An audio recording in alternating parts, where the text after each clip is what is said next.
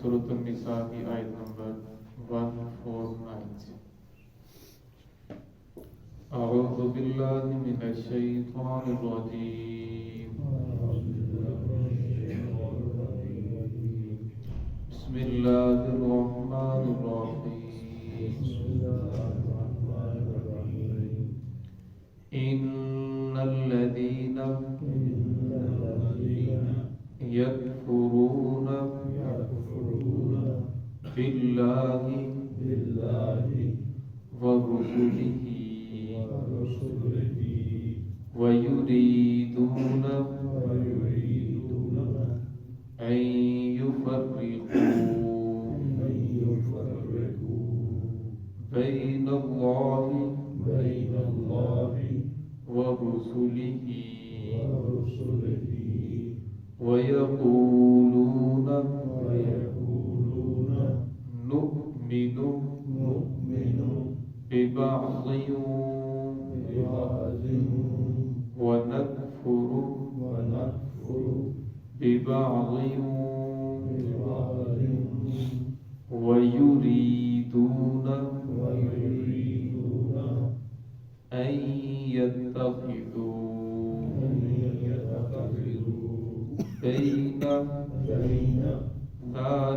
بين ذلك سبيلا أولئك هم الكافرون حقا وأعتدنا للكافرين عذابا مهينا والذين آمنوا بالله ورسله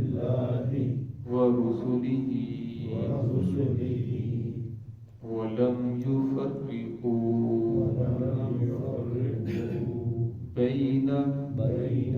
أحد منهم أولئك سوف يؤتيهم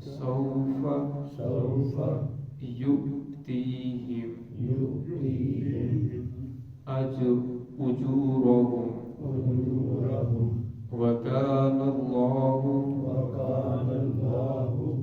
غفورا رحيما سمعت بسم الله الرحمن الرحيم إن الذين يكفرون بالله ورسله ويريدون أن يفرقوا بين الله ورسله ويقولون نؤمن ببعض ونكفر ببعض ويريدون أن يتخذوا بين ذلك سبيلا أولئك هم الكافرون حقا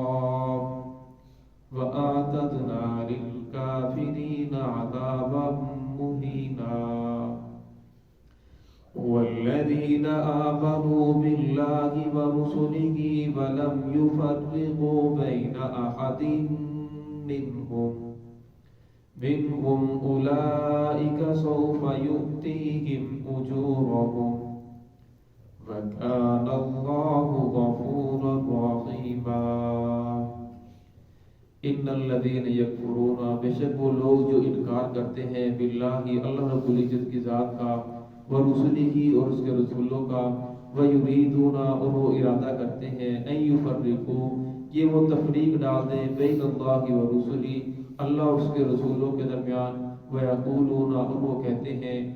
نؤمن ہم ایمان لے کر آئے ہیں، ببعض ونکفر ببعض بعض انبیاء پر ہم ایمان لاتے ہیں اور بعض کا ہم انکار کرتے ہیں، وَيُرِيدُونَ أَن يَتَّخِذُوا اور وہ ارادہ کرتے ہیں یہ کہ وہ بنا لیں بین ذَلِكَ سَبِيلًا اس کے درمیان کوئی اور راستہ،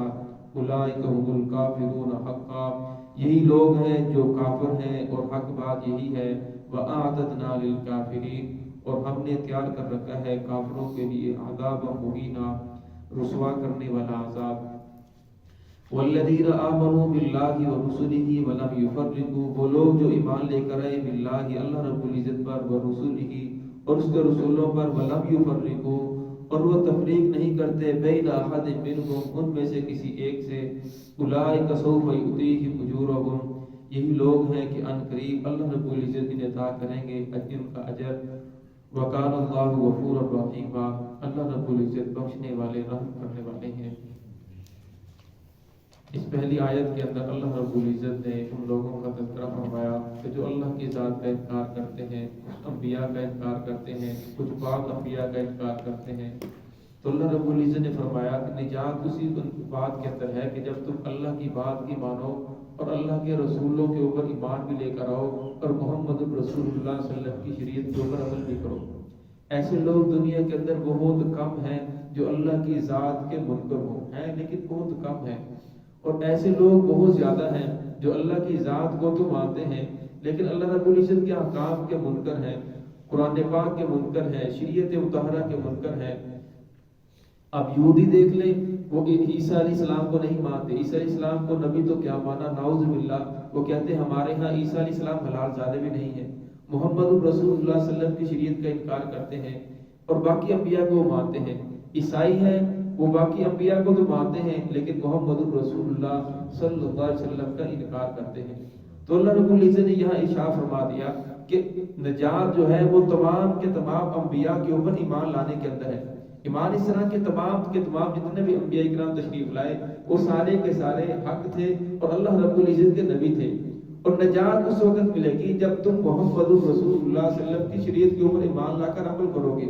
आप सल्लल्लाहु अलैहि वसल्लम की बासत के बाद जितने भी शरीयती थी वो मनसूख हो गई, जितने भी दीन थे वो खत्म हो गए, जितनी भी किताबें थी वो खत्म हो गई। अब नजात जो है वो मोहम्मद रसूलुल्लाह सल्लल्लाहु अलैहि वसल्लम की जात के ऊपर ईमान लाने के अंदर है और कुरान पाक के ऊपर अमल करने के अंदर है। क़यामत तक अल्लाह रब्बुल इज्जत ने आप सल्लल्लाहु अलैहि वसल्लम की शरीयत को और कुरान पाक को जारी और सारी कर दिया। अब फरमाया क़यामत तक जितनी भी मखलूकात ईमान लेकर आएगी, निजात उसी वक्त मिलेगी जब वो मोहम्मद रसूलुल्लाह सल्लल्लाहु अलैहि वसल्लम को आखिरी नबी माने और आपकी शरीयत मुतहरा के ऊपर अमल करें। और जो लोग आप सल्लल्लाहु अलैहि वसल्लम को छोड़कर दूसरे लोगों की इत्तिबा करते हैं, दूसरे अंबिया की इत्तिबा करते हैं, तो कुरान पाक की इस आयत ने साबित कर दिया उलाइका हुमुल काफिरून हक्का कि वो लोग पक्के काफिर हैं, उनके कुफ्र के अंदर शक नहीं। ईमान लाने के लिए शरीयत मुतहरा की तमाम चीज़ों के मुसलमान होने के लिए शरीयत मुतहरा की तमाम चीज़ों के ऊपर ईमान लाना जरूरी है और काफिर होने के लिए किसी एक चीज़ का इनकार करते तो इंसान काफिर हो जाता है। अब जो लोग तमाम के तमाम अंबिया को मानते हैं, सिर्फ मोहम्मद रसूलुल्लाह सल्लल्लाहु अलैहि वसल्लम को नबी नहीं मानते, वो भी काफिर हैं। और जो लोग दो अंबिया का इनकार करते हैं वो भी काफिर हैं। जो बाज़ को मानते हैं बाज़ का इनकार करते हैं वो भी काफिर हैं। जो तमाम अंबिया का इनकार करते हैं वो भी काफिर हैं। तो कुरान पाक की आयत उन लोगों के लिए खुली दलील है जो लोग दुनिया के अंदर कहते हैं कि इस्लाम के अंदर तो रवादारी है, इस्लाम के अंदर तो अदल है, इस्लाम के अंदर तो एहसान है, इस्लाम को हमदर्दी का हुक्म देता है। इस्लाम बिल्कुल ऐसी बात है, हमदर्दी का हुक्म देता है। इस्लाम कहता है कि काफिरों के साथ भी हमदर्दी करो, काफिरों के साथ भी भलाई करो, काफिरों के साथ भी रवादारी के साथ रहो, काफिरों के साथ भी अदल इंसाफ करो। लेकिन इस्लाम हरगिज़ इस बात को कबूल नहीं करता कि उनके अकायद अपना लो और अपने अकायद उन्हें हिबा कर दो और एक दूसरे को हिबा करते रहो। इस्लाम इसकी बिल्कुल इजाजत नहीं देता। जो कहते हैं कोई बात नहीं, ये यहूदी है, ये भी अहले किताब है, ये अहले मजहब है, कोई बात नहीं, इसके ऊपर अमल करते रहे, ये जो भी करते रहे लिहाजा इन्हें कुछ ना कहो। जो कहते हैं ये ईसाई है, ये भी अहले किताब है। तो कुरान पाक ने साबित कर दिया जो ईसा अलैहिस्सलाम को मानने वाले हैं या मूसा अलैहिस्सलाम को मानने वाले हैं, जो शरीयत मुतहरा का इनकार करेगा वो काफिर है। और फरमाया अगर इस बात को मान लिया जाए कि इन्हें कुछ नहीं कहना चाहिए बल्कि ये हक पर है और इन्हें भी निजात मिल जाएगी, यहूदी यहूदियत के अंदर रहते हुए जन्नत के अंदर चले जाएंगे, ईसाई ईसाइयत के अंदर रहते हुए जन्नत के अंदर चले जाएंगे। फरमाया फिर तो नाउज़ बिल्लाह मोहम्मद रसूलुल्लाह सल्लल्लाहु अलैहि वसल्लम का दुनिया के अंदर आने का फायदा नहीं है, फिर शरीयत मुतहरा की तबलीग करने का कोई फायदा नहीं है, जिसके ऊपर कुरान पाक ने इतना ज्यादा जोर दिया, सर तन की बाजी लगाई कि इस्लाम की दावत दी, कोने कोने तक दीन को पहुंचाया कि असल शरीयत ये है, असल दीन ये है, इसके ऊपर ईमान लेकर आओगे तो इसी के अंदर निजात है। तो हमें ये बात कहना कि कोई बात नहीं बल्कि वो यहूदी हैं और कोई बात नहीं इसके ऊपर अमल करते रहे, ये ईसाई हैं तो कोई बात नहीं इसके ऊपर अमल करते रहे, फरमाया ये सरासर बात कुरान के खिलाफ है, मोहम्मद रसूलुल्लाह सल्लल्लाहु अलैहि वसल्लम की शरीयत के खिलाफ है।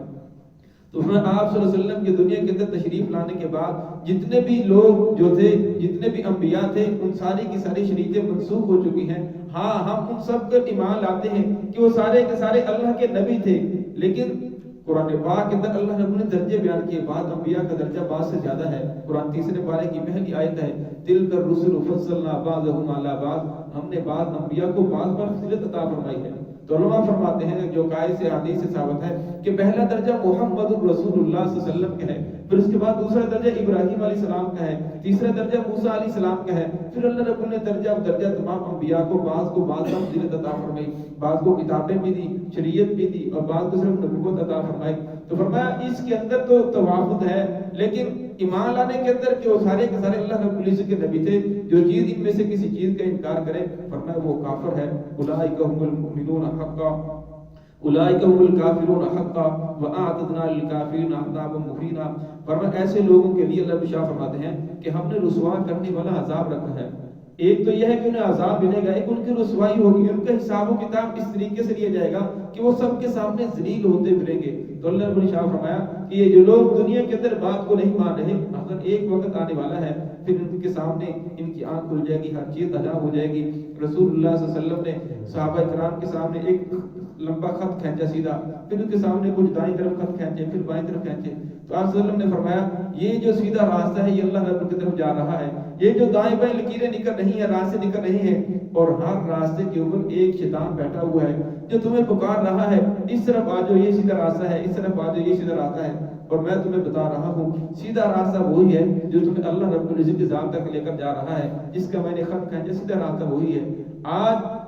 اس دور کے اندر آپ کو ہر ایسا آدمی ملے گا جو کہے گا اس طریقے کے اوپر چلو گے تو کامیابی ہے، دین کے اندر تبدیل کرنے والے ملیں گے، کوئی بات نہیں، اگر آپ ایسا کر لیں تو فرمایا دین کے کسی حکم کا انکار کرنا یہ اس کے اندر تبدیل کرنے والا وہ انسان کافر ہو جاتا ہے۔ حضور صلی اللہ علیہ وسلم کے بعد ابوبکر صدیق رضی اللہ عنہ جس وقت خلافت سنبھالی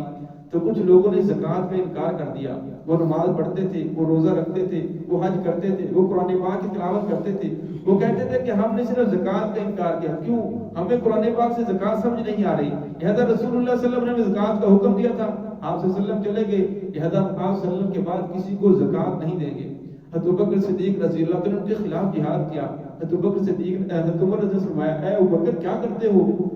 یہ لوگ نماز پڑھنے والے ہیں، یہ کلمہ پڑھتے ہیں، یہ قرآن پاک پڑھتے ہیں، یہ سب کچھ کرتے ہیں،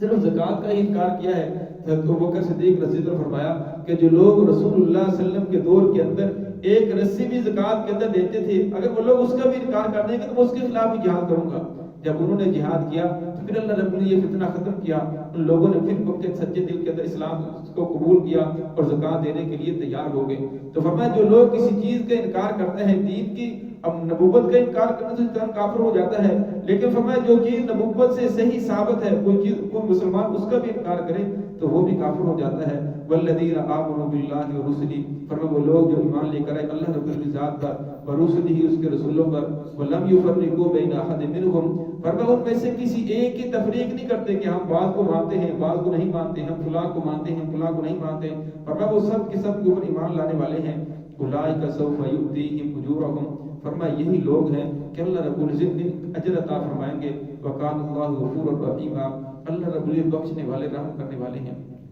فرمایا انسان جتنا بھی گناہ گار ہو، جس شریعت کے اوپر بھی چلتا رہا، جو بھی دنیا کے اندر کام کیے، جب اللہ رب نے اسے سمجھ عطا فرما دی، اسے سمجھ آ گئی، فرمایا وہ توبہ کرے اللہ رب پچھلے سارے گناہوں کو معاف کر دیں گے۔ اللہ تو بڑے بخشنے والے ہیں، اللہ تو بڑے رحم کرنے والے ہیں۔ اللہ رب یہ نہیں فرمائیں گے تو نے فلاں کام کیوں کیا، اللہ یہ نہیں فرمائیں گے کہ تو نے ایسا کیوں کیا، تو پہلے ایسا کیوں کرتا رہا، پہلے تیرے پاس دین کی بات نہیں پہنچی، پہلے تو ماننے کے لیے تیار نہیں تھا، اب تو آ چکا ہے۔ فرمایا اللہ رب تانے نہیں دیتے، اللہ رب بلا بلا نہیں کہتے، بلکہ فرماتے میں تو بڑا غفور رحیم ہوں، بخشنے والا ہوں۔ تو آج بھی اسلام کی دعوت یہی ہے کہ جو لوگ بھی اسلام کے اوپر آنا چاہیں، اسلام انہیں سینے سے لگاتا ہے، ان کی پچھلی غلطیوں کو معاف کرتا ہے، آئندہ کے لیے ان کی اصلاح کرتا ہے۔ دعا ہے کہ اللہ رب العزت ہم سب کو صراط مستقیم پہ چلنے کی توفیق عطا فرمائے۔